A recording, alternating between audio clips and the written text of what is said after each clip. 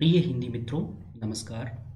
Hi tech Hindi परिवार में आपका स्वागत है। हिंदी प्रश्न पत्र सीरीज चल रही है और इसके अंतर्गत हम आपके लिए महत्वपूर्ण वीडियो लेकर के आ रहे हैं और उन वीडियोज में हम उन प्रश्नों की चर्चा कर रहे हैं जो विगत परीक्षाओं में पूछे गए हैं। तो आइए आज के इस वीडियो में हम कुछ नए प्रश्नों को देखते हैं। जो मित्र आज जुड़ रहे हैं उनको हम बता दें कि इससे संबंधित वीडियो पहले भी आ चुके हैं। आप हमारी प्लेलिस्ट हिंदी प्रश्न सीरीज में जाकर के हाईटेक हिंदी यूट्यूब चैनल पर इस वीडियो को देख सकते हैं। आइए शुरू करते हैं। पहला प्रश्न सामान्य प्रश्न दिखने में लगता है लेकिन परीक्षा में बार बार पूछा जाता है। हिंदी के लिए हम एक बात आपको बताना चाहेंगे कि हिंदी में 75 से 80% प्रश्न ऐसे आते हैं जो सामान्य होते हैं। सामान्य से आशय होता है कि ये प्रश्न जो है रिपीटेड होते हैं, बार बार जो है परीक्षाओं में ये प्रश्न रिपीट किए जाते हैं। एक दो बार नहीं, कई बार जो है इन प्रश्नों को पूछा जाता है और ऐसे में कई बार हमें ये गफलत भी हो जाती है कि हमें तो जो है सारी हिंदी आती है, लेकिन जो हिंदी में अंतिम चयन होता है वो कुछ जो है 15 से 20% के प्रश्नों को कह लें या 15 से 20 सवाल कह लें। ये सवाल ऐसे होते हैं जो आपको परीक्षा में उच्चतम स्थान या अंतिम चयन दिलाते हैं। तो ऐसे प्रश्नों पर भी आपको ध्यान रखना है जो सामान्य प्रश्न होते हैं कि वे प्रश्न कभी गलत ना हो, और ऐसे प्रश्नों पर भी आपको ध्यान देना है जो नए प्रश्न परीक्षा में पूछे जाते हैं। पहला प्रश्न है ठेठ हिंदी का ठाठ। एक बार नहीं, आप जितनी भी प्रश्न पत्र देखेंगे तो आपको घूम फिर के ये प्रश्न जरूर मिलेगा। ठेठ हिंदी का ठाठ पूछा गया है। ठेठ हिंदी का ठाठ और अधखिला फूल ये उपन्यास विधा की रचना है और ये किसके उपन्यास हैं, ये प्रश्न पूछा गया है। कंफ्यूजन कोई ना हो इसलिए हमने अंडरलाइन भी किया है। इस प्रश्न का सही उत्तर क्या होगा? अयोध्या सिंह उपाध्याय इस प्रश्न का सही उत्तर होगा। इस प्रश्न में आपको यह भी जानना है कि ठेठ हिंदी का ठाठ जो है इसे किस अन्य नाम से जाना जाता है। तो इसका जो अन्य नाम है मित्रों वो है देवबाला। देवबाला के नाम से भी इसी उपन्यास को जाना जाता है और अगर इसके प्रकाशन वर्ष की बात की जाए तो 1899 ईस्वी ये इसका क्या है, प्रकाशन वर्ष है। और किस विषय पर केंद्रित है ये उपन्यास, अगर इसकी बात की जाए तो यह अनमेल विवाह पर केंद्रित है। किस पर? अनमेल विवाह पर ये केंद्रित है। ये बात आपको ध्यान रखना है। इसमें जो है 1907 में ये दो हैं, ठेठ हिंदी का ठाठ जिसका दूसरा नाम देवबाला है और अधखिला फूल। अधखिला फूल का प्रकाशन वर्ष क्या है? अधखिला फूल जो उपन्यास है इसका प्रकाशन वर्ष 1907 है। याद रखिएगा 1899 प्रकाशन वर्ष है ठेठ हिंदी का ठाठ और अधखिला फूल का प्रकाशन वर्ष है 1907। जो अधखिला फूल है इसमें धार्मिक अंधविश्वास को केंद्र में रखकर, धार्मिक अंधविश्वास, खास करके वे धार्मिक अंधविश्वास जो मठ मंदिरों में पनपते हैं, ऐसे धार्मिक अंधविश्वासों पर चोट की गई है उपन्यास अधखिला फूल में। ठेठ हिंदी का ठाठ और अधखिला फूल अयोध्या सिंह उपाध्याय हरिओद के उपन्यास हैं। ठेठ हिंदी ठाठ का नाम, दूसरा नाम देवबाला है। इसका प्रकाशन वर्ष 1899 में हुआ है और इसमें अनमेल विवाह की समस्या उठाई गई है। अधखिला फूल धार्मिक अंधविश्वास पर केंद्रित उपन्यास है और इसका प्रकाशन वर्ष 1907 है। अगले प्रश्न की तरफ बढ़ते हैं और अगला प्रश्न है प्रयोगवाद के प्रवर्तक के अनुसार प्रयोगवादी काव्य का सबसे मुख्य तत्व क्या होना चाहिए। प्रयोगवाद का प्रवर्तक कौन है, ये प्रश्न हम आपको दे रहे हैं। आप कमेंट करके हमको उत्तर बताइएगा कि प्रयोगवाद का प्रवर्तक कौन है और इनके अनुसार जो है प्रयोगवादी काव्य का मुख्य तत्व क्या है। अब इस प्रकार के प्रश्न भी पूछे जाते हैं। मात्रिक छंदों की बजाय वर्णमित्रों का प्रयोग, बौद्धिकता की अपेक्षा भावमयता की प्रतिष्ठा, नई नई राहों का अन्वेषण और काव्य की पूर्व परंपरा का संपूर्ण निषेध। इस प्रश्न का जो सही उत्तर होगा वो ऑप्शन सी सही है, नई नई राहों का अन्वेषण। ये क्या है? इस प्रश्न का सही उत्तर होगा। प्रयोगवाद के प्रवर्तक के अनुसार प्रयोगवादी काव्य का जो सबसे मुख्य तत्व है वो क्या है? नई नई राहों का अन्वेषण है। आप हमें कमेंट करके बताएंगे कि प्रयोगवाद के प्रवर्तक कौन हैं।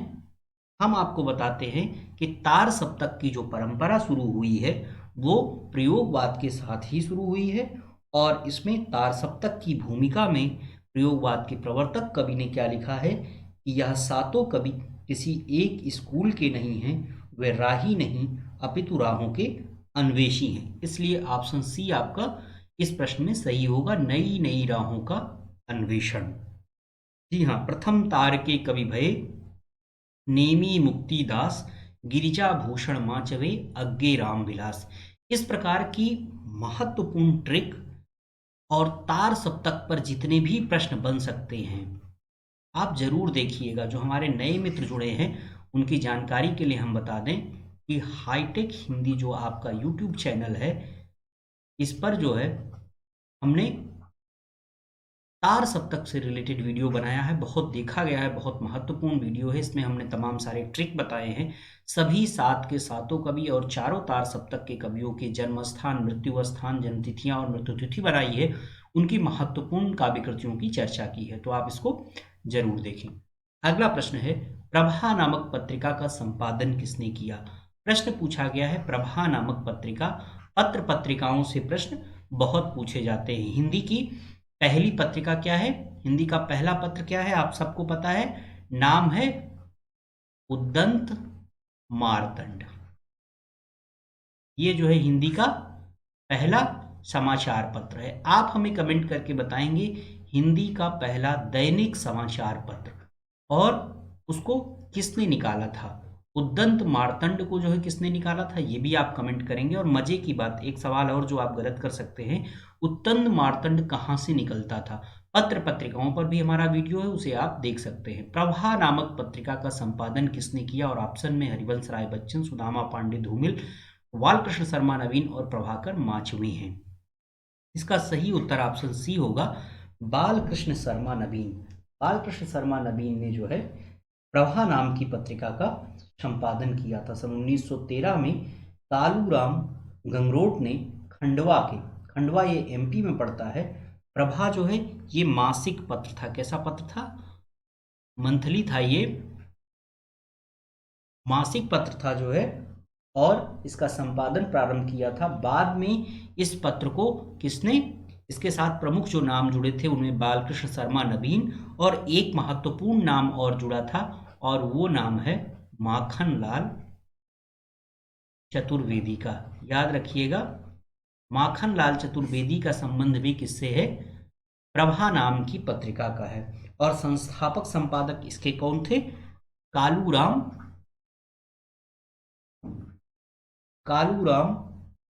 गंगरोट।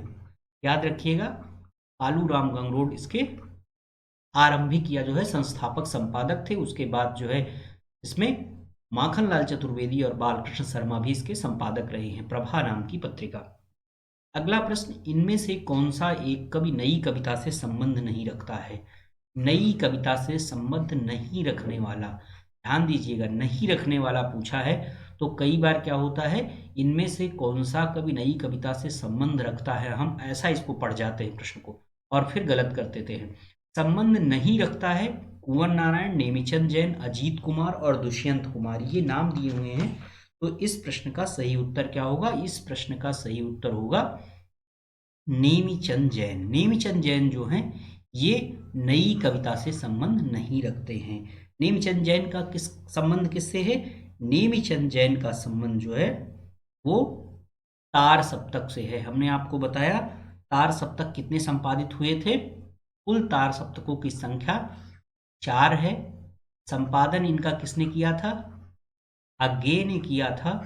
1943 में जो है पहला तार सप्तक प्रकाशित हुआ था।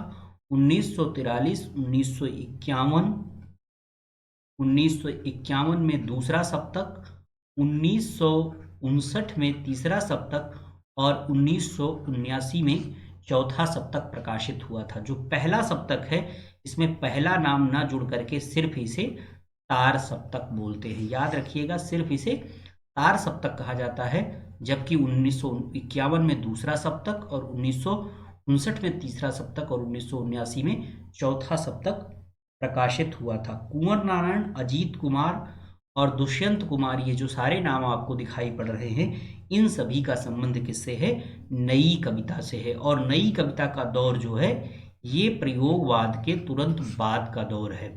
प्रयोगवाद के बाद जो दौर शुरू होता है उसमें ये महत्वपूर्ण कवि उभर कर सामने आते हैं।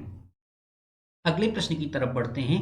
निम्न में तार सप्तक का कवि नहीं है। तार सप्तक का कवि, तो हमने आपको अभी बार बार 2 बार हमने सुनाया आपको वो दोहा, ने प्रथम तार के कवि भये नेमी मुक्ति दास। प्रथम तार के कवि भये नेमी मुक्ति दास, गिरिजा भूषण माचवे अज्ञे राम विलास। तो अगर आप इनमें देखेंगे तो अज्ञे जो आया है, यानी कि अज्ञे जो है वो तार सप्तक के अंतर्गत आते हैं। धर्मवीर भारती, नरेश मेहता और शमशेर बहादुर सिंह में कौन कौन से तार सप्तक से शामिल महत्वपूर्ण कवि हैं? धर्मवीर भारती और शमशेर बहादुर सिंह और नरेश मेहता, ये आप हमें कमेंट करके जरूर बताएंगे। इस प्रश्न का उत्तर जो है हम आपसे कमेंट में करते हैं। तार सप्तक के अगर महत्वपूर्ण कवियों की बात की जाए, हमने पिछले अभी बताया 1943 में सप्तक प्रकाशित हुआ था।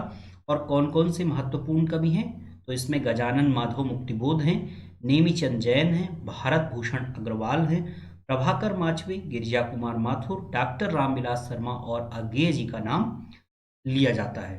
तार सप्तक का कवि अगर इस ऑप्शन को देख करके बात की जाए तो अज्ञे इसका सही उत्तर होगा। तार, वैसे तो धर्मवीर भारती और शमशेर बहादुर सिंह भी तार सप्तक से संबंधित हैं, लेकिन ये अलग अलग तार सप्तकों से हैं। यहाँ तार सप्तक का मतलब पहले सप्तक से, यानी कि 1943 में प्रकाशित सप्तक से बात की जा रही है।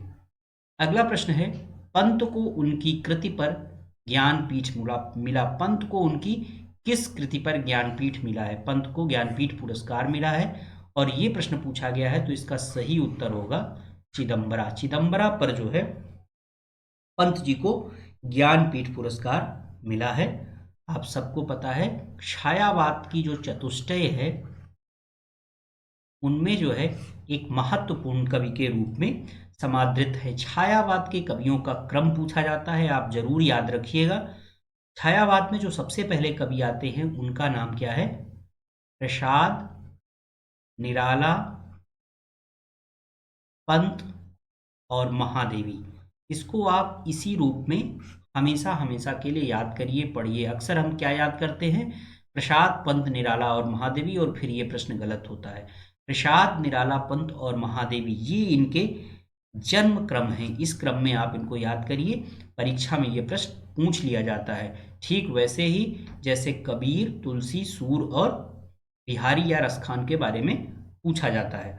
तो पंत को उनकी किस रचना पर ज्ञानपीठ पुरस्कार मिला है? पंत को उनकी रचना चिदंबरा पर ज्ञानपीठ पुरस्कार मिला है।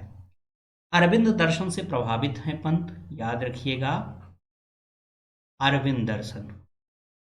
जबकि जो निराला हैं ये किससे प्रभावित हैं? निराला जो है ये विवेकानंद के दर्शन से प्रभावित हैं, और महादेवी वर्मा जो है ये बौद्ध दर्शन से प्रभावित हैं, और प्रसाद जो है ये शैव दर्शन से प्रभावित हैं। शैव विवेकानंद का जो दर्शन है और ये जो है बौद्ध दर्शन से प्रभावित है। ये चीज भी आपको क्या करना है? ध्यान रखना है। महत्वपूर्ण कृतियों की अगर बात की जाए सुमित्रानंदन पंत के, तो उनमें उच्छ्वास, ग्रंथि, वीणा, पल्लव, गुंजन, युगांत, युगवाणी, ग्राम्या, स्वर्णकिरण, स्वर्णधूल, लोकायतन और चिदंबरा का नाम लिया जा सकता है। तो पंत को ज्ञानपीठ किस पर मिला है? चिदंबरा पर मिला है। अगले प्रश्न की तरफ बढ़ते हैं। अगला प्रश्न है, छायावाद स्थूल के प्रति सूक्ष्म का विद्रोह है। बहुत महत्वपूर्ण प्रश्न है, बार बार परीक्षाओं में पूछा गया है। इस प्रश्न का सही उत्तर आप सबको पता है, डॉक्टर नगेंद्र इस प्रश्न का सही उत्तर है। वही डॉक्टर नगेंद्र जिन्होंने 1973 में हिंदी साहित्य का इतिहास नाम की पुस्तक लिखी है।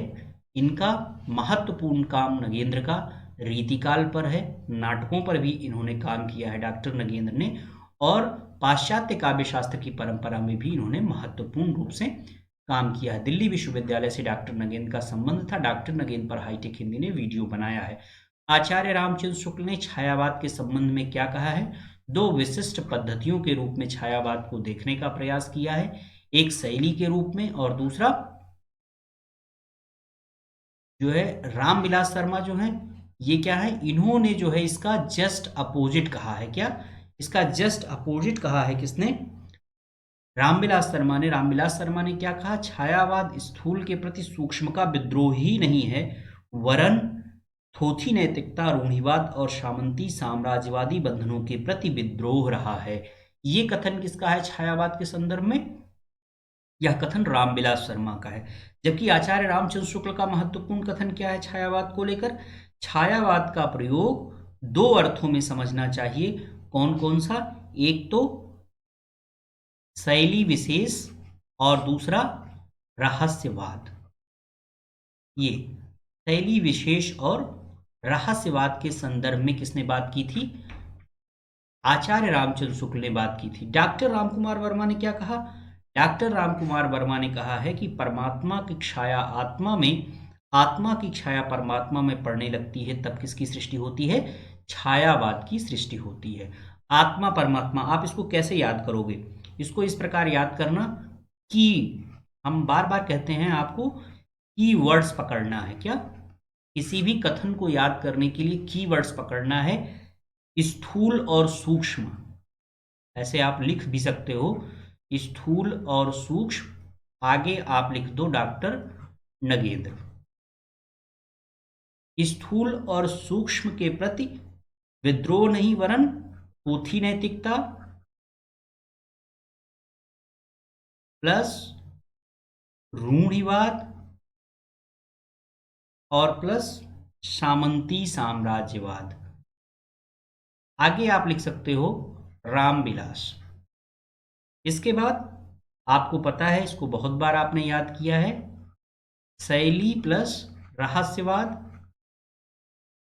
आचार्य रामचंद्र शुक्ल।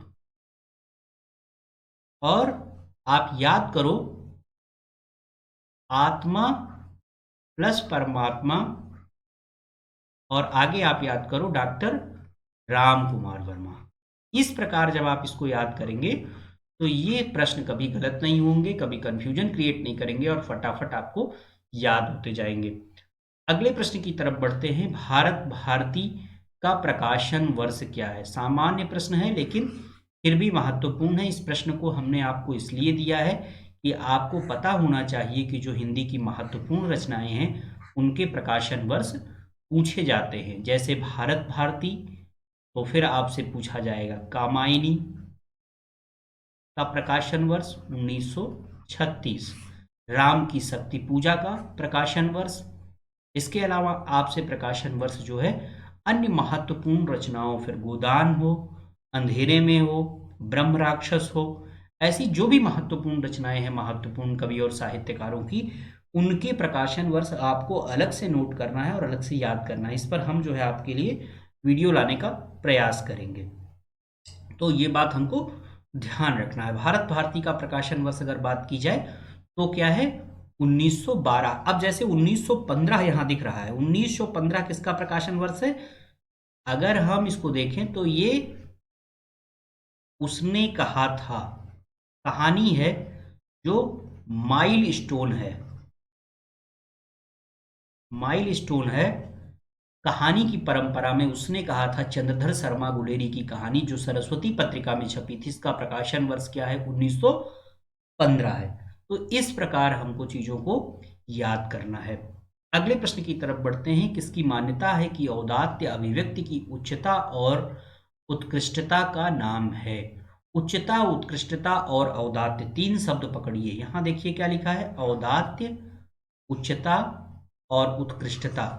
अब इसका संबंध किससे है? लोनजाइनस से है। ये इस प्रश्न का सही उत्तर होगा। पाश्चात्य कवि, विचारक और आलोचक लोनजाइनस ने की मान्यता है औदात्य अभिव्यक्ति की उच्चता और उत्कृष्टता का नाम है। इस प्रश्न का सही उत्तर क्या होगा?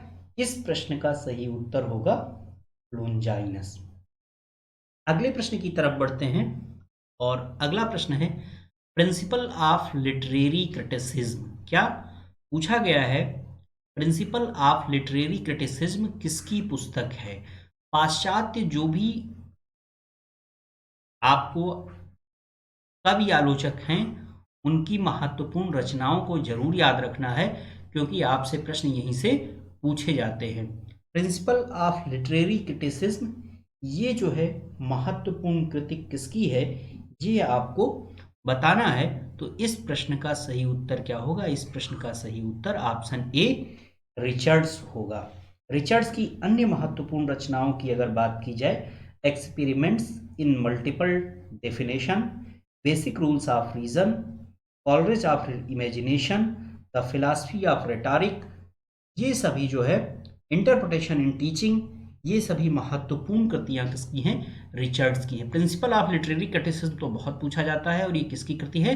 ये रिचर्ड्स की कृति है। तो इस प्रकार जो भी महत्वपूर्ण प्रश्न हैं जो पुराने दिनों, फिर कहेंगे हम पुराने दिनों परीक्षा में आए हुए हैं, जिनका रिवीजन हमें लगातार करते रहना है, क्योंकि प्रश्न अक्सर यहीं से पूछ लिए जाते हैं। 70 से 80% प्रश्न आपके परिचित प्रश्न परीक्षा में पूछे जाते हैं।